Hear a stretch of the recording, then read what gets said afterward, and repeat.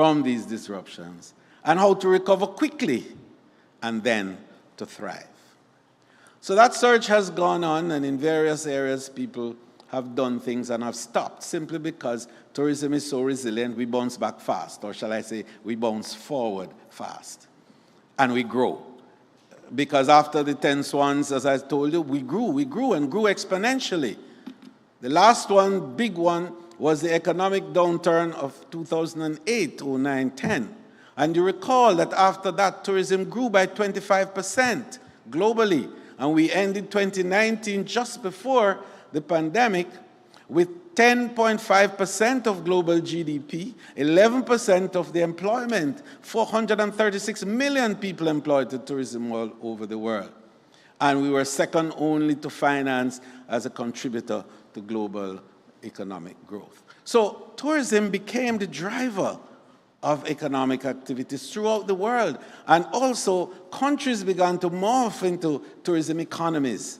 And amazing, some of them from the Middle East, and you would see that Dubai became one of the flagship and, in fact, pin-up poster child of tourism, transforming and transferring their emphasis from oil and petrodollar into tourism. And what a wonderful job they have done. And today we are seeing that happening. But also importantly, a number of small economies became highly tourism dependent. Among them, we in the Caribbean.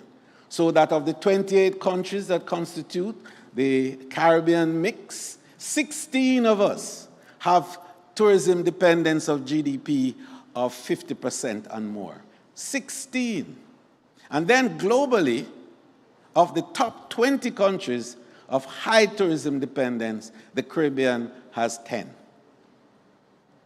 And indeed, Antigua and Barbuda is said to be the second most tourism-dependent region as per the UNDP survey, second only to the Maldives. So what we have then is a space that we occupy that, one, is highly touristic and highly tourism-dependent. And therefore, by its own definition, is highly susceptible to disruptions, but also resilient. We're going to talk about that for half a second before I sit. And so what we then have to do is to recognize that our region's susceptibility to disruptions is most stark and most clearly identified through climate change activities, and particularly weather events. So that in the last 20 years, the Caribbean has had nearly 200 hurricanes. Realizing costs in terms of damage and loss of life that are phenomenal. And I did a little math before I came here, and it added up to something like $430 billion US of loss of property and lives and real estate and so on over the period from hurricanes. And over 5,000 lives were lost in the process. So the building then of the capacity to respond to these disruptions, to understand them, to be able to track, to recover, became a great preoccupation of ours.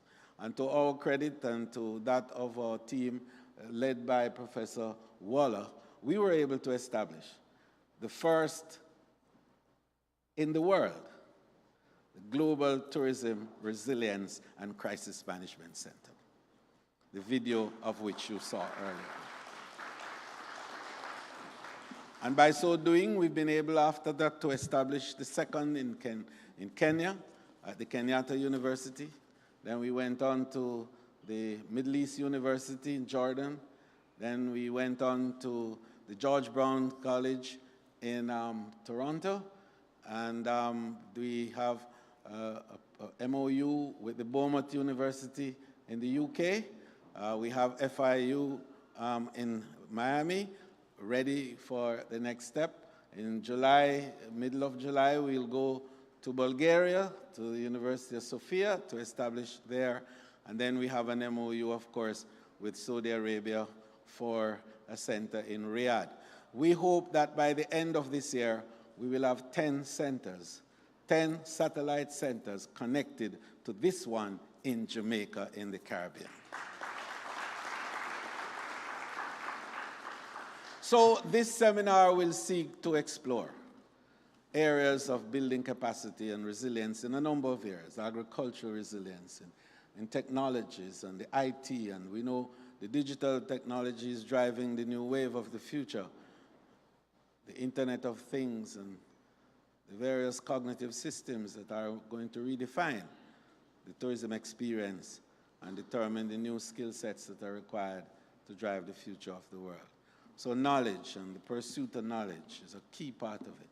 And so this seminar hopes to stimulate your mind a little bit, to pique your curiosity a bit, and hopefully to get you engaged in a little rigor before you leave us that will generate a strength of action that will see you understanding better, but most importantly, preparing yourself for global disruptions. I thank you.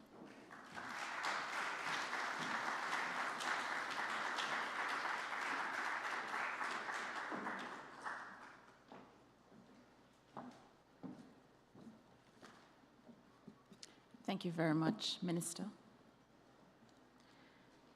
It is now my distinct honor to introduce to you our keynote speaker for this afternoon, the Prime Minister of Curaçao, the Honorable Gilmar Pisas. His story is a story of a hardworking and honest public servant with strong family values and the ability to unite people around a politics of purpose. As a devoted father, he is especially passionate about empowering youth through sports. This is his second opportunity to serve his country as Prime Minister. As Minister of General Affairs, he is responsible for the Ministry of General Affairs and Foreign Relations, which warrants the quality of the nation's rule of law, manages Dutch Kingdom affairs, and overseeing all government communication and nation-building efforts. Previously, Prime Minister Pisas was a member of the Curaçao Law Enforcement Agency for over 20 years, first as a police officer and subsequently as an investigator. He has also proudly served the Parliament of Curaçao for 2 consecutive terms. He's also currently serving as the Minister of Justice. In this capacity, he is tasked with the administration of justice, law and order, and public safety.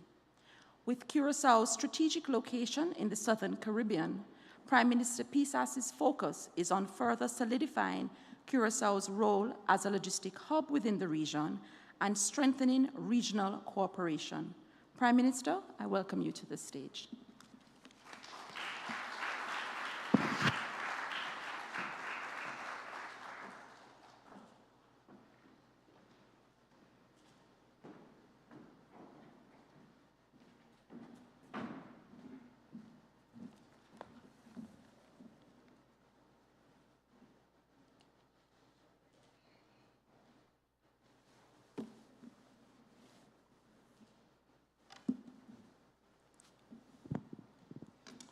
With protocol has been observed.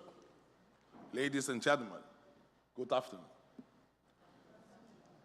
I'm pleased to provide some introductory remarks to a most interesting panel discussion with some distinguished speakers.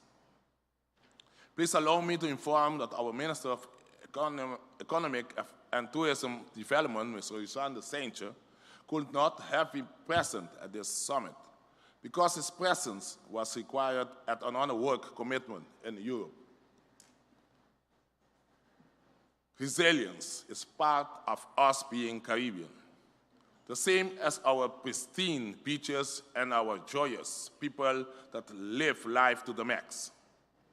In spite of all our natural splendor, it is a reality that our countries are under constant threat by natural disasters, now more than ever, because of the increasingly visible effects of global warming and the spread of global pandemics. The travel and tourism industry contributed 10.3% to global GDP prior to the COVID-19 pandemic, representing 9.6 trillion US dollars. And tourism revenue in the Caribbean amounted to roughly 34.6 billion US dollars in 2019, representing about 50% of our region GDP. Therefore, there can be no doubt that the topic of tourism resilience should be one of the key topics for us to address.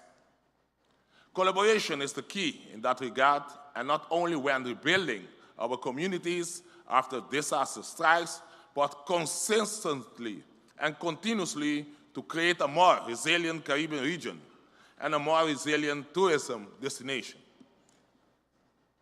Ladies and gentlemen, the recent past reminded us that we are part of one global village.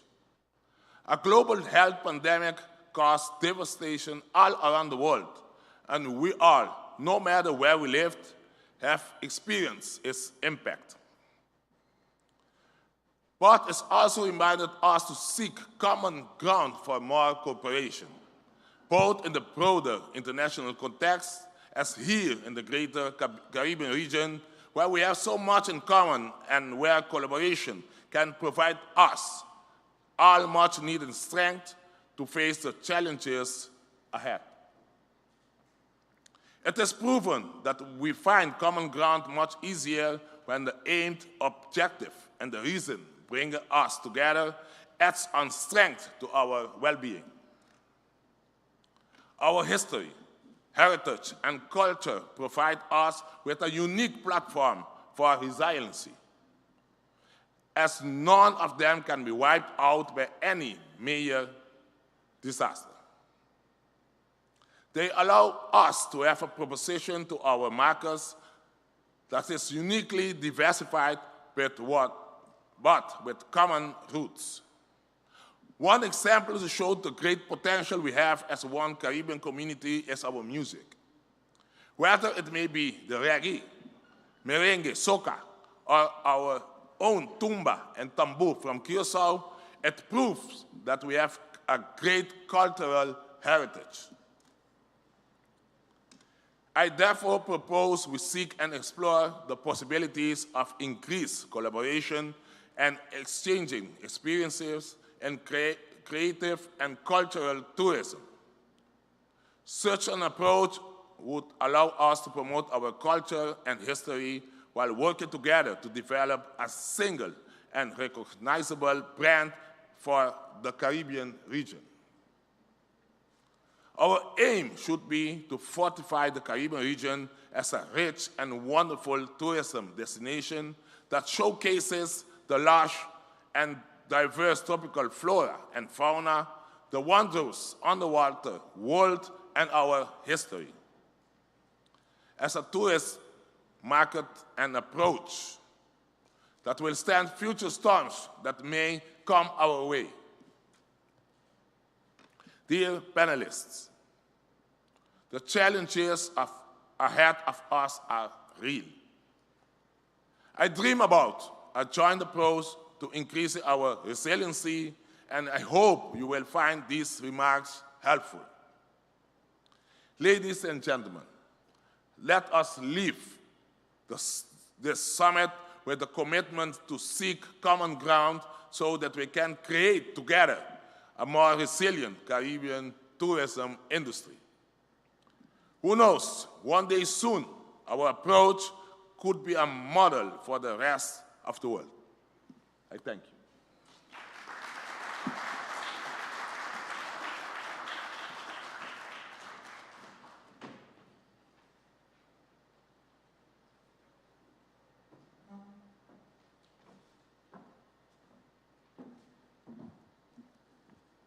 Please join me in giving Prime Minister a very warm applause again, regrettably. He does have to leave the panel early today for another engagement, so we thank you very, very much, Prime Minister, for taking the time. At this time, it is what they would say, showtime.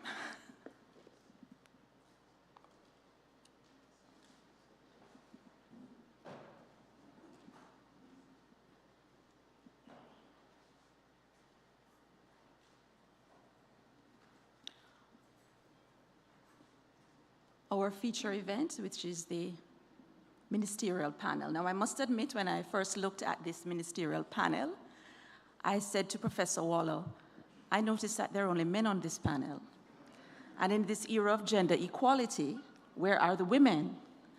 So as Professor Waller always does, he says, well, I'm choosing a woman to lead. And therefore, he asked me.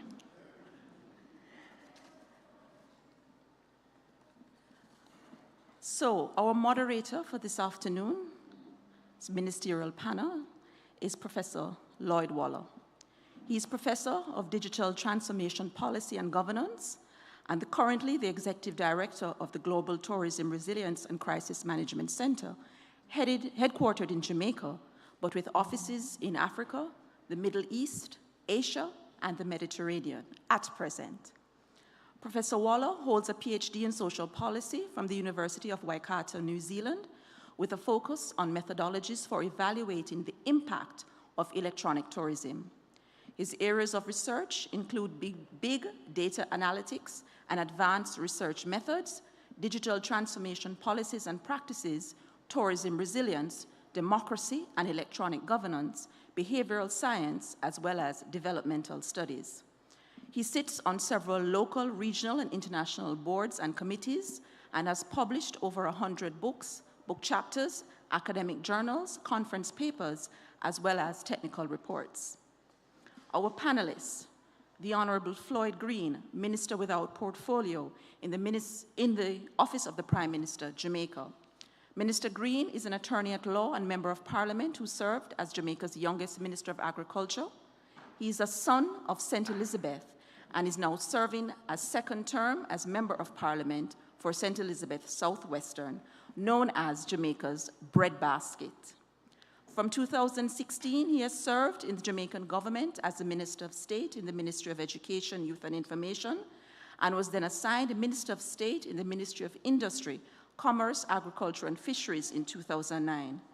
As Minister of Agriculture, Minister Green crafted Jamaica's new face of food strategy, which focused on strengthening food security, developing agribusiness, introducing climate-smart technologies, and expanding experts.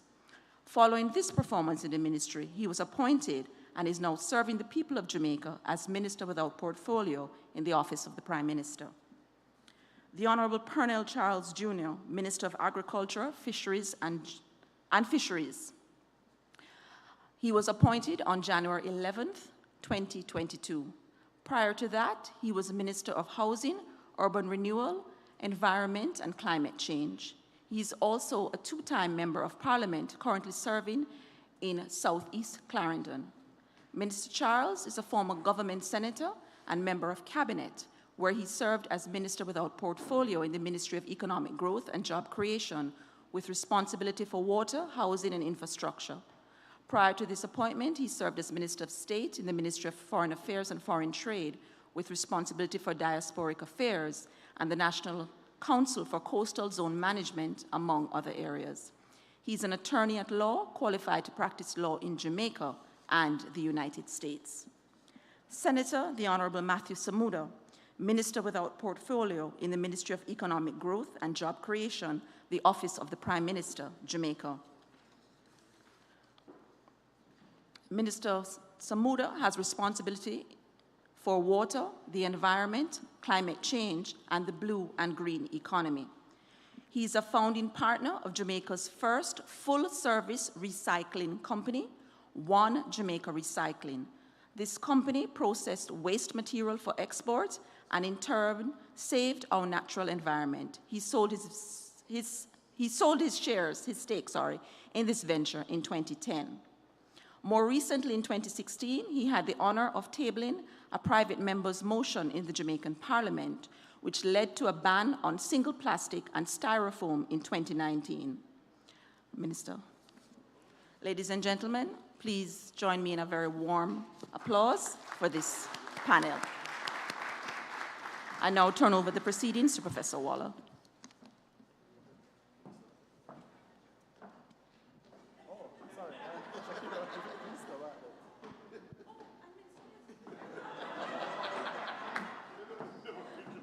I'm so sorry, Minister, of course. But I didn't want to read that that since you said I ambushed you the last time, I didn't want to read. Of course, please join me in welcoming our very hardworking Minister of Tourism, the Honorable Edmund Bartlett. And now I turn over to Professor Watt. Thank you very much, Mrs. Maxwell. Can you hear?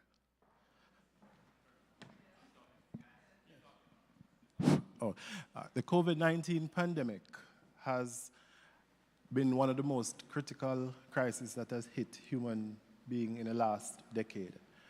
And though there have been many countries that have suffered through the pandemic and many countries that are struggling to recover, the realities are that Jamaica represents one of the few countries that have quickly recovered from the pandemic. As a matter of fact,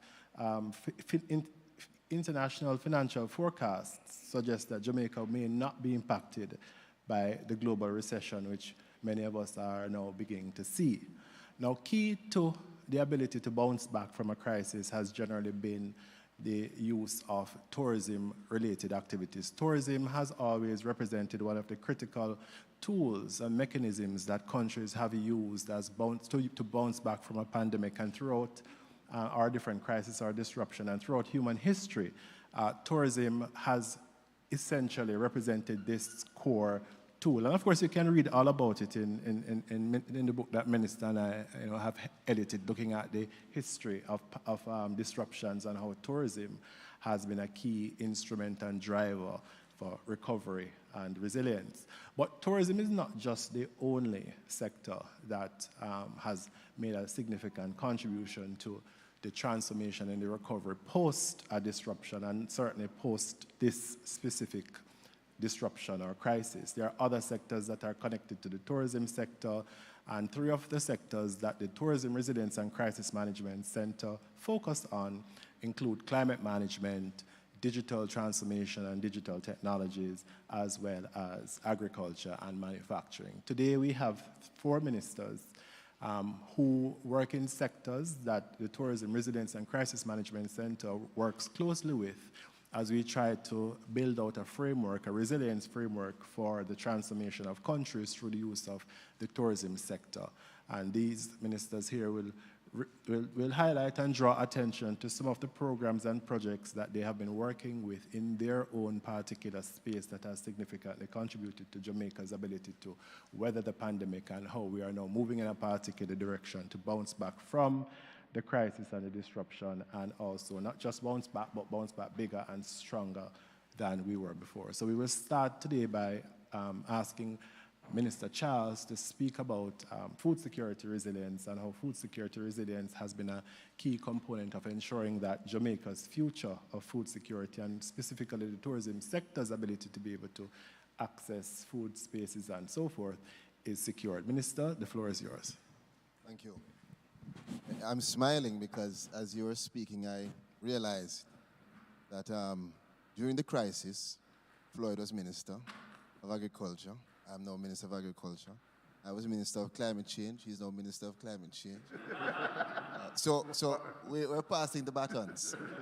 But it also reflects the interconnection between all of what we have done and continue to do, and how tourism, as one of the most important links, really has taken up this very important issue of resilience and sustainability.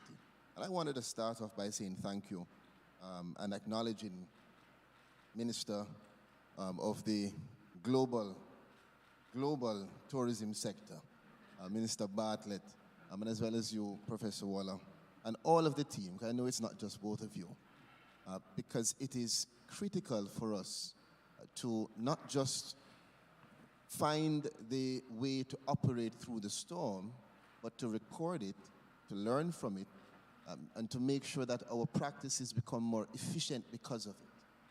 $17.8 billion was the impact on the subsectors in the agricultural sector, just because of the closing down of restaurants and hotels. But we were able to bounce back because we focused on buyback programs that supported farmers moving their products and supported consumers getting products at affordable cost. We had targeted marketing programs around consumption of eggs, for instance, and subsidies to help to drive those products. We had the focus in terms of training our farmers and giving support through the productive incentive programs, up to $600 million annually spent in giving support to farmers across the country. So you're talking about rainwater harvesting, drip irrigation, training in climate-smart technology, and all of this with a view to building resilience.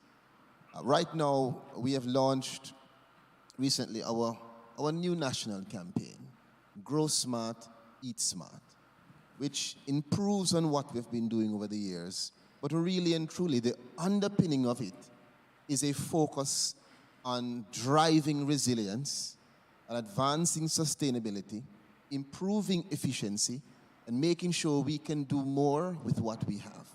It's not what you do, it's how you do it. And so as we drive production and seek to improve production, we're looking on not just continuing to boost in terms of growing more, but wasting less and improving the operations. So every inch of land will be more efficiently utilized with an empirical approach. That's going to assist us in building the resilience between the interlink now, for instance, between agriculture and tourism. Every tourist that comes here, as we're told by our minister, requires food. And many of them, a large percentage, come because of our food. And we have the responsibility to ensure that we understand the covalent bond between the sectors, and we understand the vulnerability in how they intersect and how they lean on each other. And so a big part of the building of resilience flows from the partnership between, for instance, the agriculture and tourism sector in driving technology.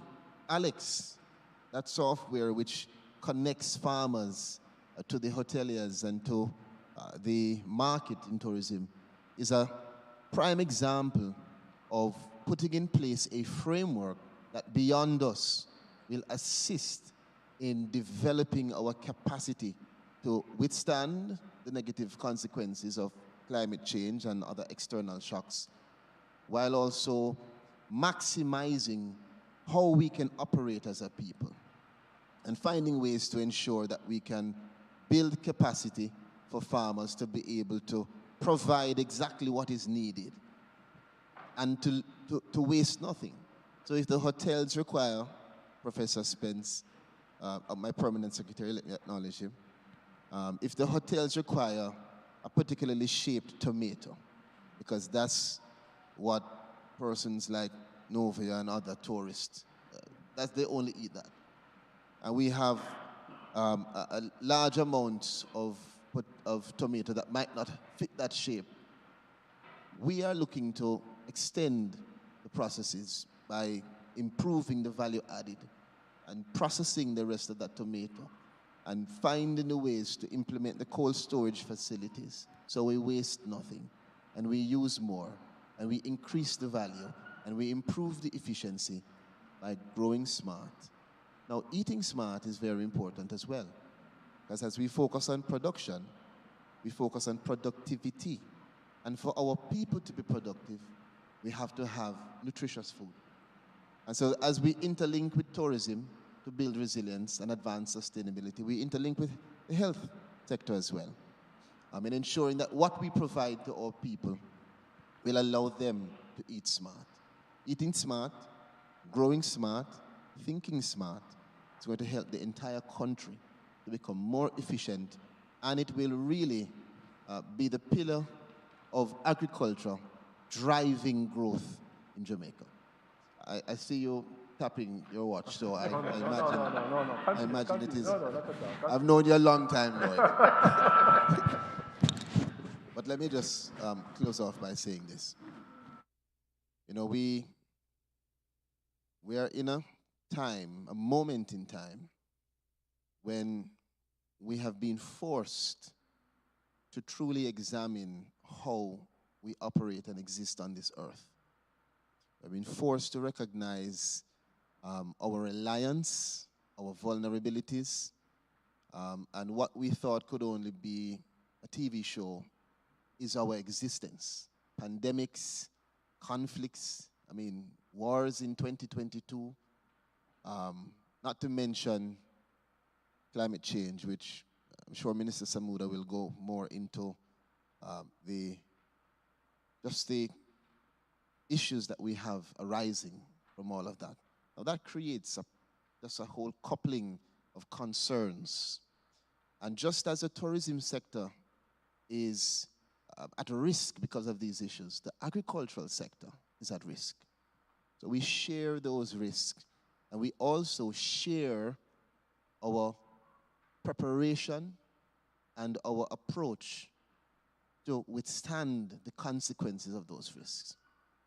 That is why the building resilience for global sustainability is to be integrated in all sectors. That is why the Grow Smart, Eat Smart, Minister Bartlett, will become a reflection of resilience and sustainability. And that is why we are going to take the next year, Professor, as I close, in ensuring that we focus our operations. $250 million is being spent to help with adaptation and mitigation. We have another $600 million, I believe, or more, that is being spent to train and to incentivize and to support farmers. And more funds being spent, all of this with a focus to creating that enabling environment so our farmers, our fisher folk, our investors can feel safe and secure in providing safe and sufficient and nutritious food for our people and for our visitors.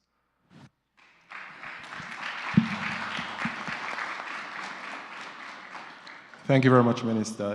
Minister has just recently gotten this particular portfolio, but it's clear that he has just jumped into it, and he has a clear vision about what needs to happen and how it's going to happen. So thank you, Minister.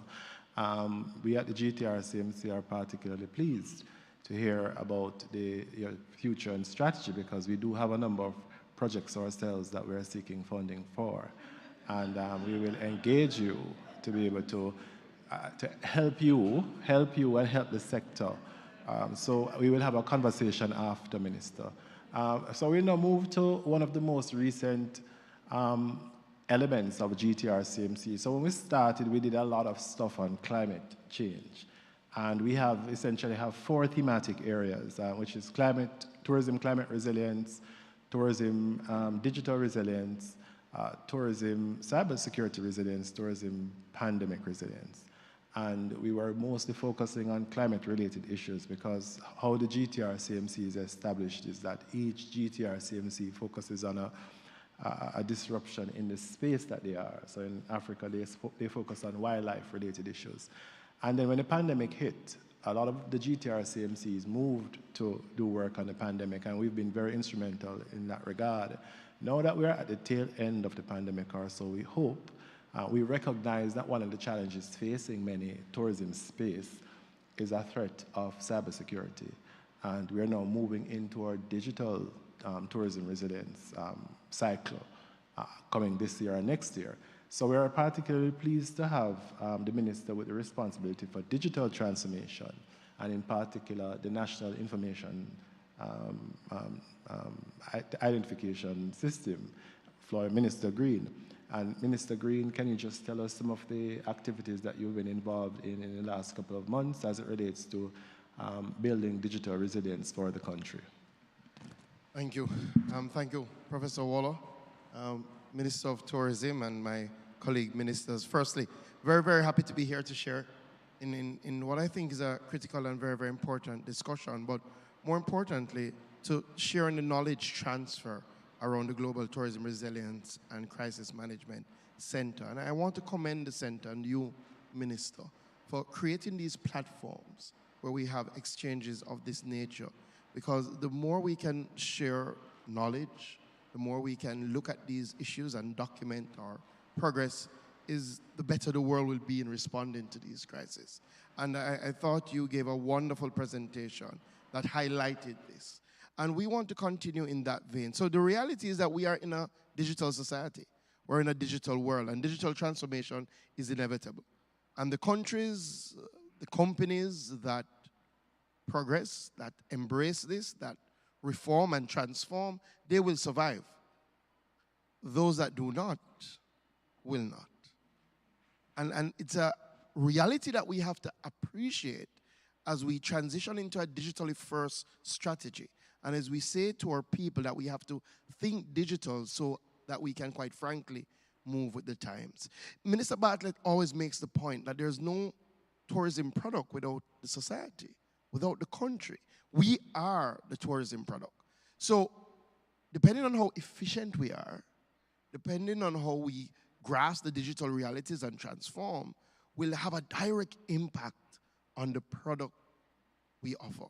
You know, we saw very early in the pandemic with the fallout from our tourism product that we had to come up with strategies that would allow us to quickly respond and to quickly research. So for example, we speak a lot about the resilient corridor, but we had to also use the technology to put in place a process through which our residents or tourists could get the necessary approval so that they could make that trip. And we don't give ourselves enough credit to how quickly our programmers, our ministry officials got together to come up with a technology-based solution to treat with a worldwide crisis. I think Jamaica should get a round of applause. It's easy to talk about what didn't happen, but I think we were frankly faced with the reality that we had to transform, and we had to transform digitally. We had to find digital solutions for a worldwide health crisis. But it speaks to the fact that, as Professor Waller will tell us now, the future is digital. And we have to ingrain all of that in what we're doing. So what are we doing from government to ensure that that happens and to ensure that we have a much more efficient, robust, resilient society so that we will ultimately have a better product, whether we're looking at tourism or we're looking at agriculture? It starts from the core. It starts from the base. And any society that's not effectively able to identify their people will have other inefficiency challenges.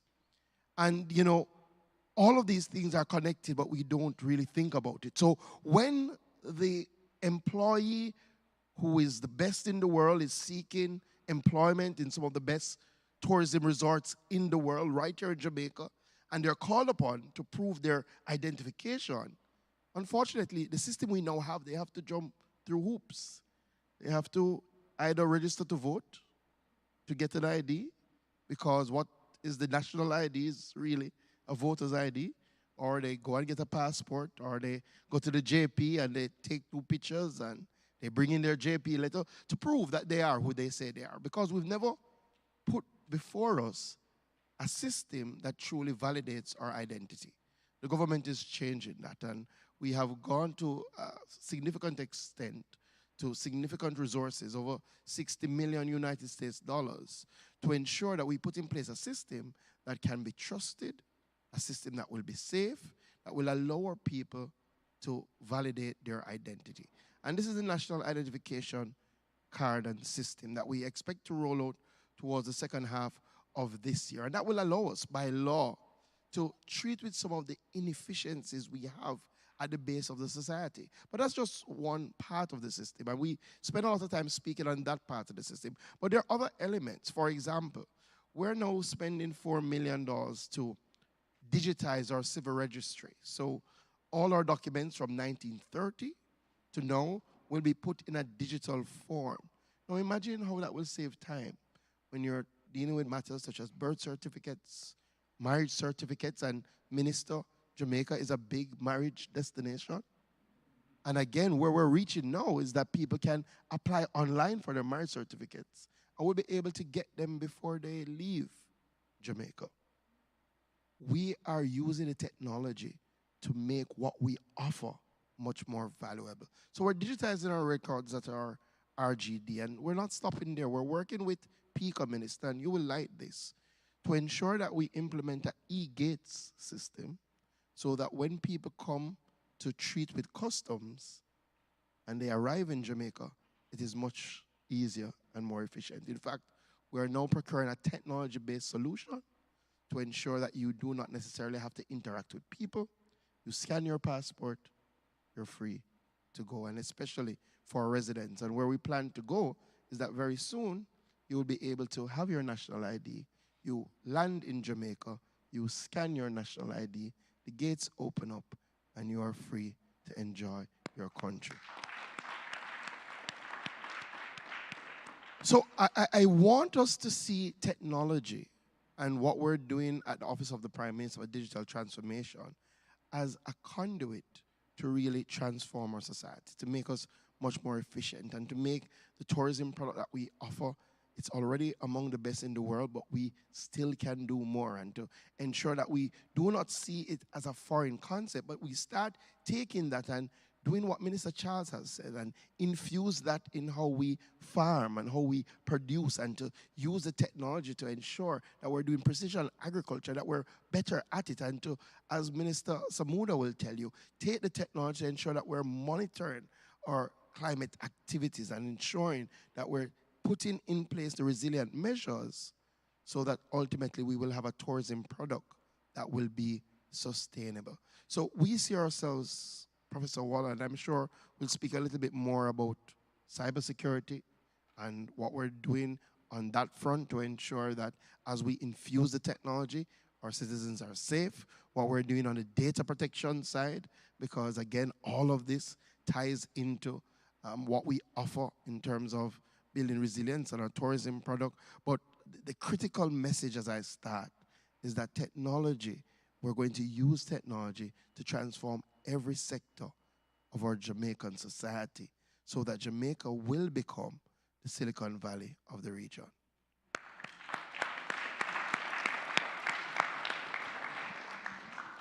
Thank you very much, Minister. Excellent plans. A couple of weeks ago, I had to wash a garbage bin. And while I was washing my own personal garbage bin, I remarked that, you know, Matthew Samuda is responsible for this. Because prior to, I used to go to the supermarket and get a black Scandal bag and stuff the garbage bin. But I say this to say that for those of you who are not Jamaicans, I don't know if you've noticed that we don't have much plastic being thrown around in Jamaica, and that this gentleman is the reason for this. He drove the policy for the removal of plastic bags and plastics in Jamaica. And not only did he drive the policy, but it's perhaps one of the fastest policy that has ever been implemented in Jamaica. And we overlook it, but when a couple years from now, when we start to talk about history and critical things that happened in Jamaica, it will be remembered as one of them. Minister Samuda, can you, I know it's a recent post, but I know it's a post you've had before, and I know it's an area that you're very passionate about. Can you just tell us some of the projects and programs that you've implemented to build climate resilience for Jamaica? Thank you. Thank you, Professor Waller. And it is indeed a privilege to join the team at the GTRCMC. These sorts of fora are particularly important. Minister Bartlett will always say that anywhere Jamaicans go, we're asked to speak because we are thought leaders. And I think what is coming out from colleagues thus far is showing that indeed my colleague ministers are indeed thought leaders in their own realm. Now, Floyd said something about the importance of the people to the product of, you know, our tourist product in Jamaica. The place and the environment is just as important. They go together. It's a unique blend that has made Jamaica the darling of the tourism world. Certainly, that process has been well guided by our minister, and we've seen the benefit. I think when we discuss issues like climate change and environmental degradation, we get concerned about how long we can sustain it. And once you start to raise those topics, the obvious buzzword of resilience comes up. Our Prime Minister has said that you cannot have sustainable economic development on the back of environmental degradation. And you cannot have inclusive prosperity steeped in pollution.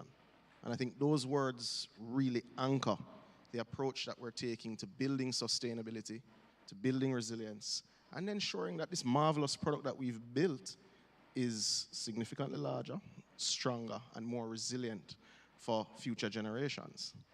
The climate has changed.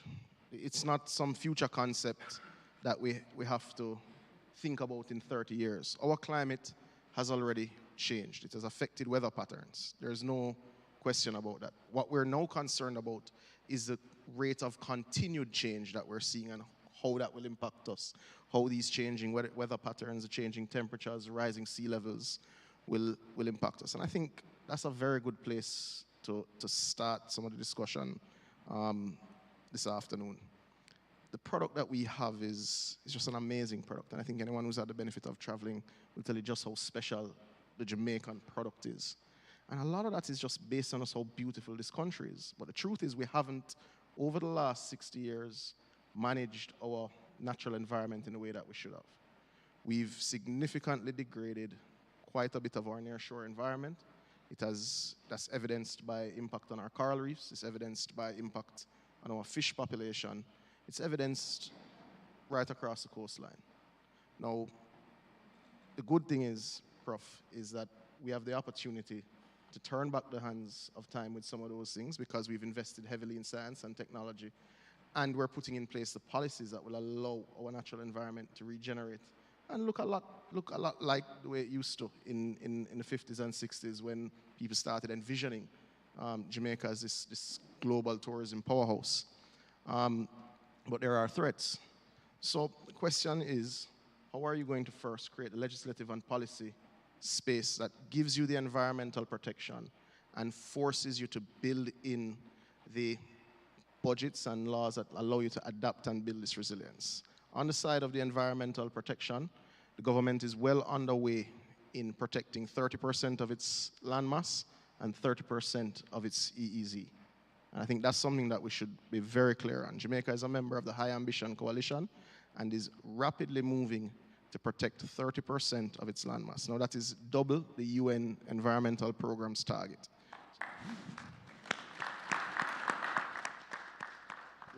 With recent announcements and the gazetting of the cockpit country protected area legislation, Jamaica has moved to 25%. So it is our target, and the Prime Minister has said, you know, we need to be moving faster, we need to be ensuring that we're ambitious with all the things that we do. The target must be met earlier. We are barreling towards 2025, and we will hit this target before. Now that will give Minister Bartlett a new area to grow and expand. And areas like Great Bay, areas like the cockpit country will now be great for ecotourism. People will now be able to experience the real beauty of inland Jamaica. The Prime Minister also would have announced as a part of his budget presentation that we will create a new designation in law, which is groundbreaking stuff.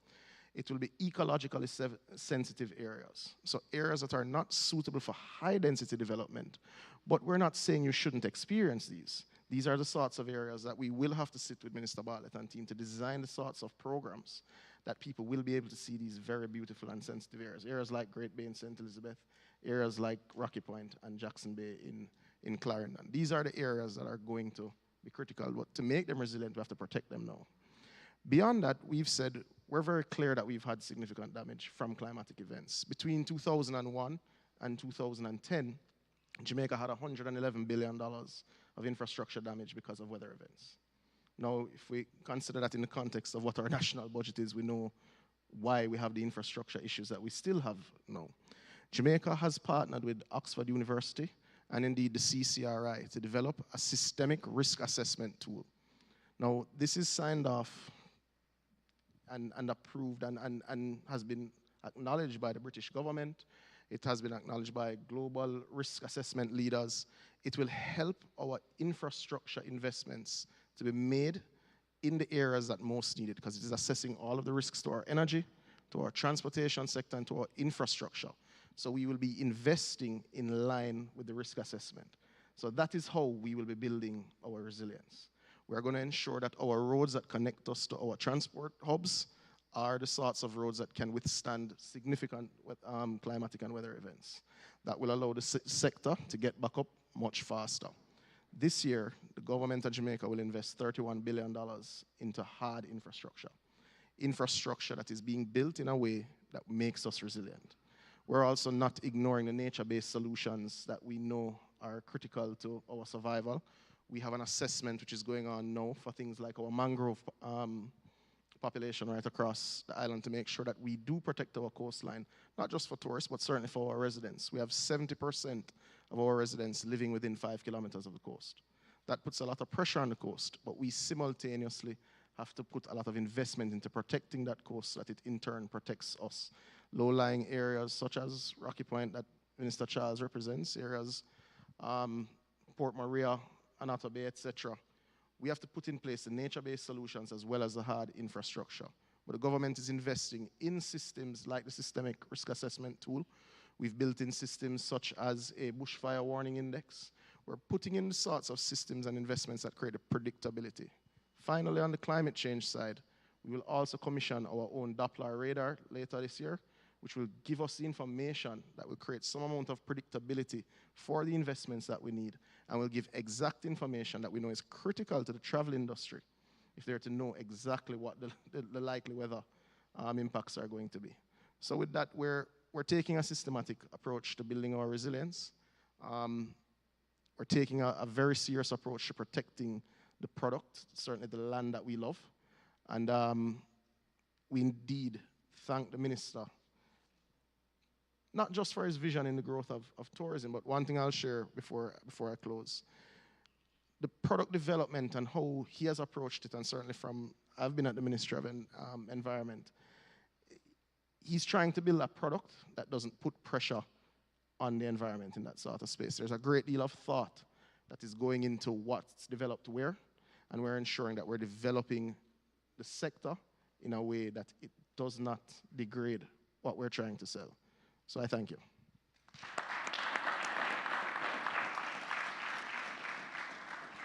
Thank you very much, Minister. For future reference, just to let you know that the GTRCMC are partners with IBM's weather division, who recently bought their weather channel, and we do have access to satellites as well. So you may want to engage us for future. And and also I do know that my colleagues, at Oxford, I have the brand, but we have the intellectual dexterity. All right. So, but thank you, Minister Bartlett. I don't know where to start. As usual, Minister Bartlett and I have been working hard to build a global tourism residence framework started here in Jamaica. And even though Minister would want more, I don't know how many of you are Marvel fans that scene in Endgame where Doctor Strange said, "Is this everyone?" And Wang says, like, you wanted more. That's me and Minister Bartlett. Larger than life, wants much more, a joy to work with for all of us who work with Minister. And Minister now will tell us about some of the efforts and success stories across the different GTRCMCs that we've managed to open in the last 3 years. Surprisingly, it's just 3 years. We've not only just set up a center in Jamaica, but established 6 centers across the world with an expectation of having 10 established at the end of the year. Minister Bartlett. Thank you, Professor Waller. Yes. Firstly, I really want to say that the selection of this panel was not done vicariously.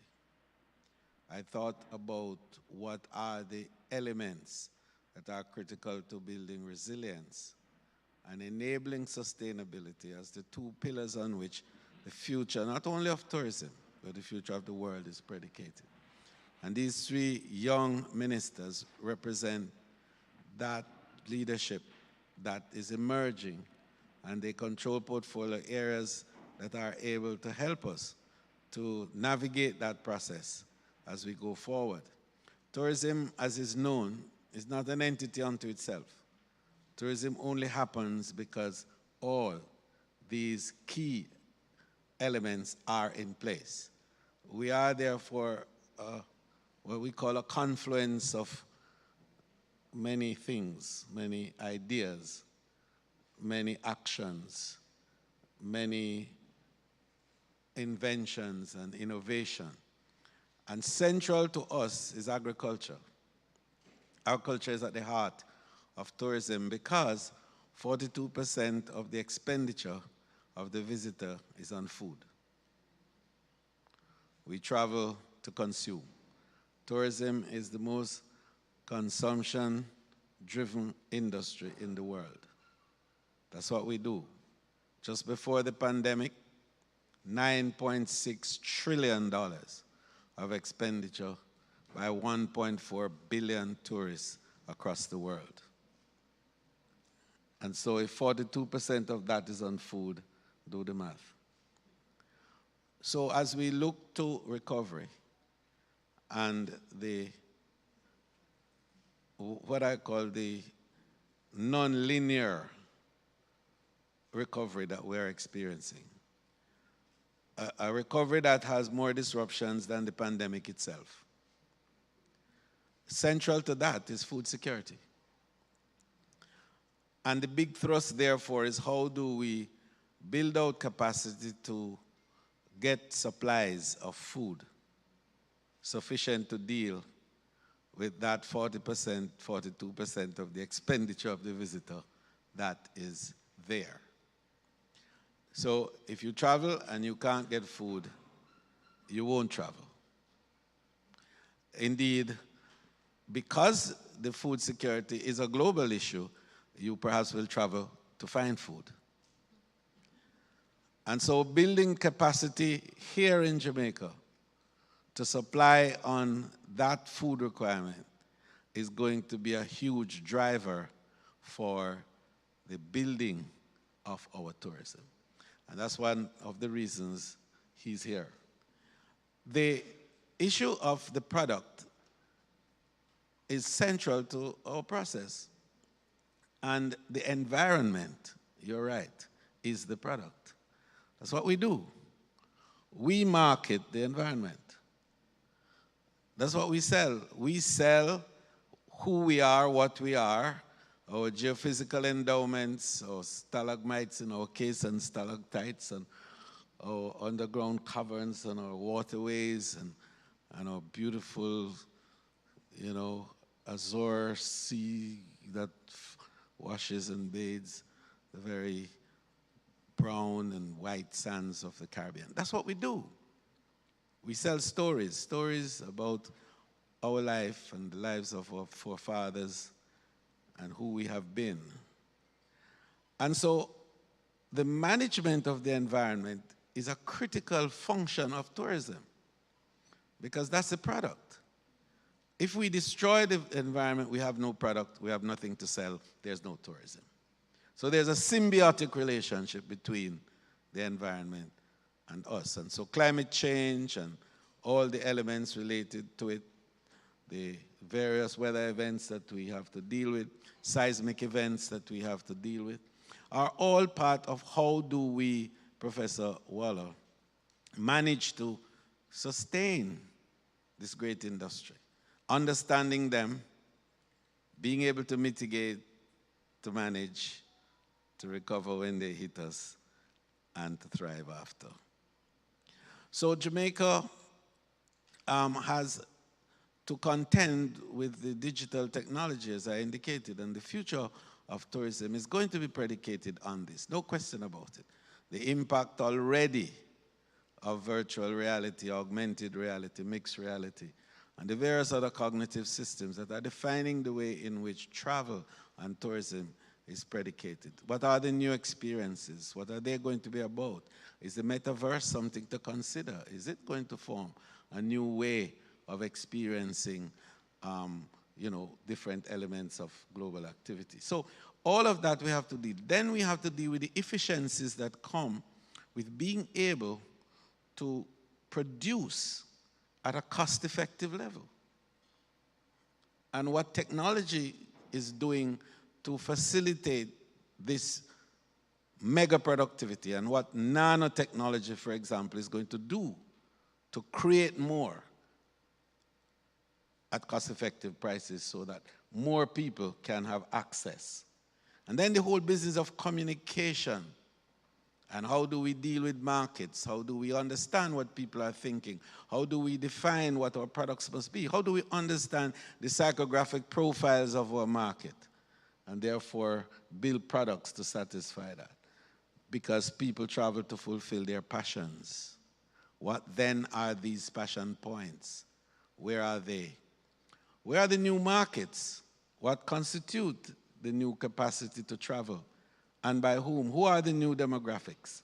So all of these are important considerations which data is going to provide for us. And the ability to manipulate data and to use data as a means for management decisions and to prioritize and to be able to apply your resources efficiently. All of that is going to be a key part of the future of tourism and the resilience that we have to offer. So, team, just to let you know, Jamaica responded to the pandemic because we understood resilience. Because 2 years before the pandemic, we established the Global Tourism Resilience and Crisis Management Center here, where we figured that academic rigor was required to research, to build database, to build out new tools, to understand what disruptions were, first of all, to observe and to get data on best practices of how people in different places have responded to it. And then also to look at how to develop a measuring tool for resilience.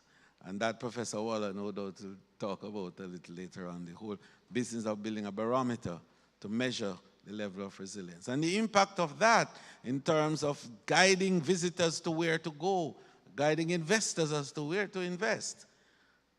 Because the extent of the resilience of a country is a function of its ability to respond quickly to investment. So we, as early as January of 2019, when the arguments about COVID-19 emerged, established a crisis management task force. So by March of 2020, when the World Health Organization announced that the world was in a pandemic, Jamaica established a recovery task force. And that recovery task force brought to bear some of the best minds that were available to us. And we brought in a consultant from Pricewaterhouse to help us to develop a set of protocols.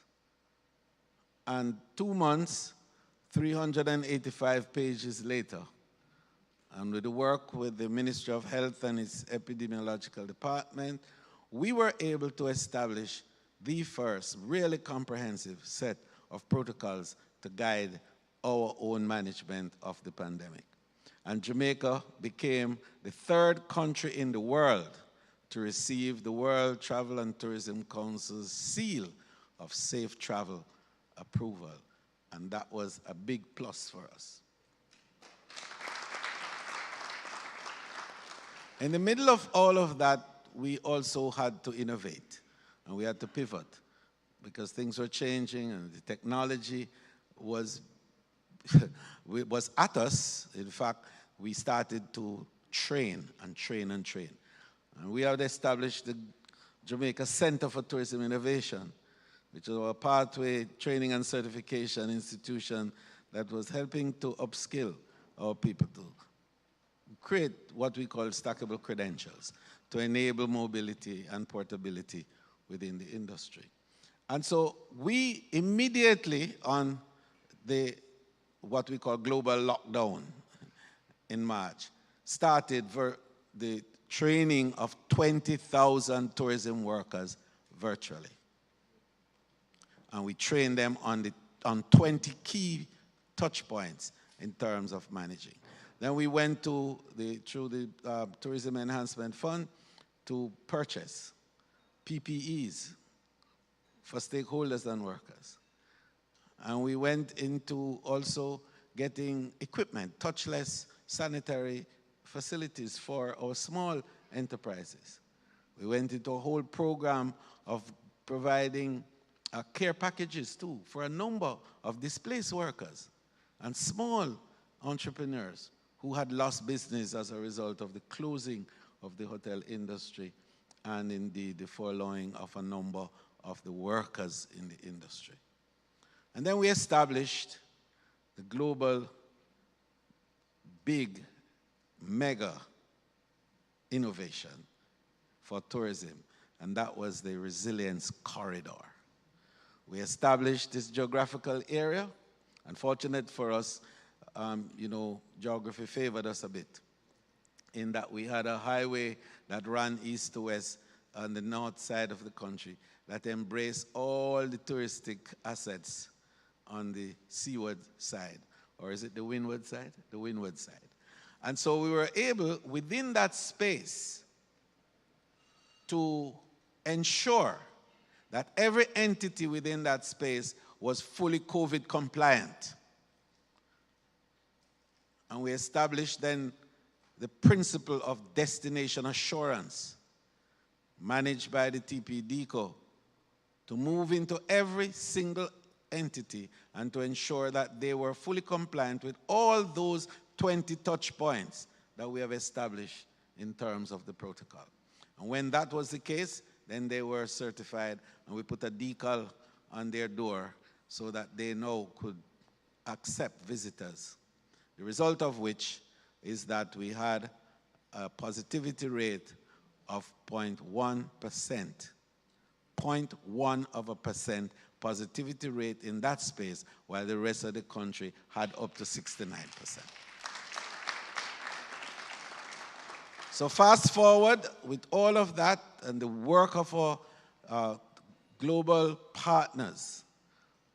But I want to close by saying all this happened because there was a level of alliance and alignment that was unprecedented in the history of tourism in Jamaica. The private sector and the public sector were together like pea in a pod, inseparable in all of it. And that gave the result. So that today, at 9:27 a.m. this morning, JetBlue brought the 1 millionth tourist to Jamaica this year.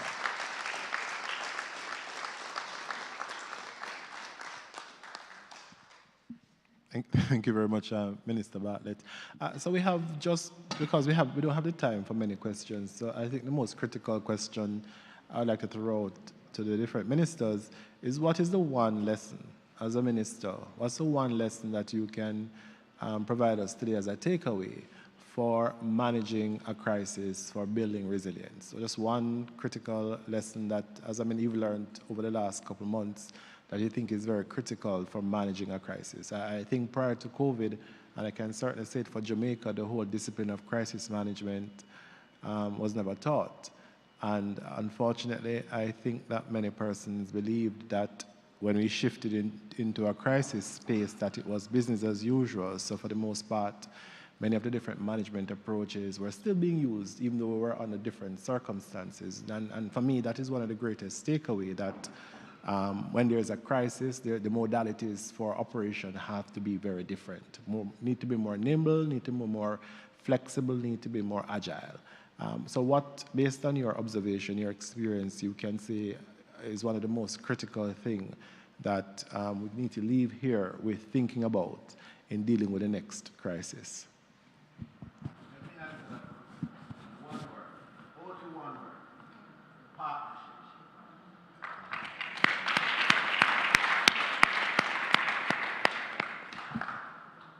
Anyone else? Well, yeah, you hear me? Yes. Okay. Leadership. Leadership matters. I think one of the things that I've seen, especially with the handling of the COVID crisis, is that the ability of leaders to take charge, the abilities of leaders to forge those partnerships, and the abilities of leaders to innovate is what really makes the difference. And in those critical moments, you really recognize that you look to your leaders to lead. So it's not by chance that Jamaica did so well in responding in relation to tourism, firstly, and it comes down to the leadership, Minister. And I know you don't want to say it yourself, but I will say it for you.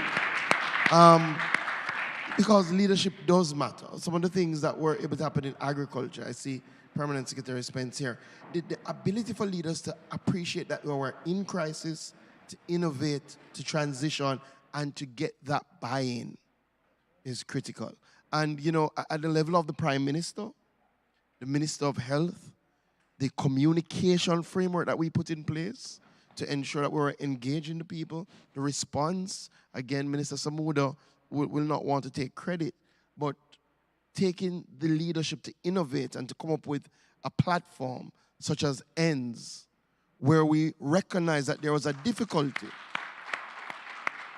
And we needed to use the technology to ensure that the jerkman would be able to sell his jerk chicken despite a lockdown so he could survive.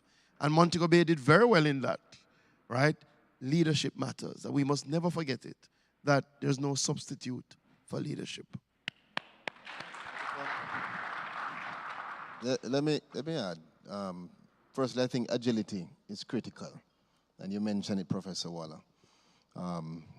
Certainly partnership, certainly leadership, and just getting it done. I think a big part of it is having to focus on not just talking about the issues, talking about resilience, talking about the partnership, but implementing. And that has been one of the primary issues that has plagued us as a deficiency over the years. And I think throughout this process, what you saw is the leadership, the partnership, but the execution, implementation. We implemented. So we didn't just talk about a corridor. It wasn't some theoretical module that was discussed and then shelved. It was done. It was all hands on deck. It was the private sector, the public sector. It was the leaders. It was more than a discussion. So I would say implementation and action.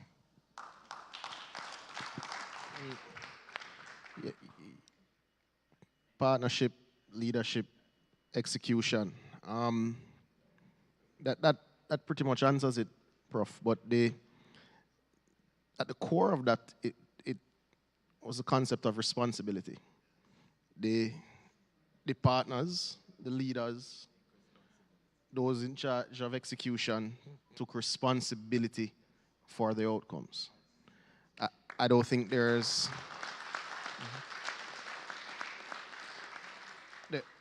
there's no one in this room in their varying roles that didn't take responsibility for the outcomes.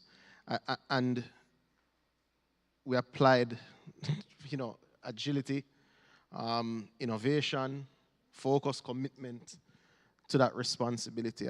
I reflect on the reopening of the airspace and the challenges and the iterative changes to the procedures. And I recall an evening with, I know several persons in the room would have been on that call when you were about to get back 20 flights that Saturday in Montego Bay, and the procedures that worked to the last Saturday weren't going to work this Saturday. And I remember being on that call till 3 a.m. the Thursday morning with every single stakeholder in the country that took responsibility. So I'll leave it with that, Prof. Thank you. Thank you. So there you have it. Excellent takeaways, everyone, in terms of how to manage the next disruption. Excellent takeaways. And certainly, Minister, we need to perhaps document this as a guideline for managing a tourism crisis. Thank you, colleagues. Thank you very much, ministers, for your time. Right, good.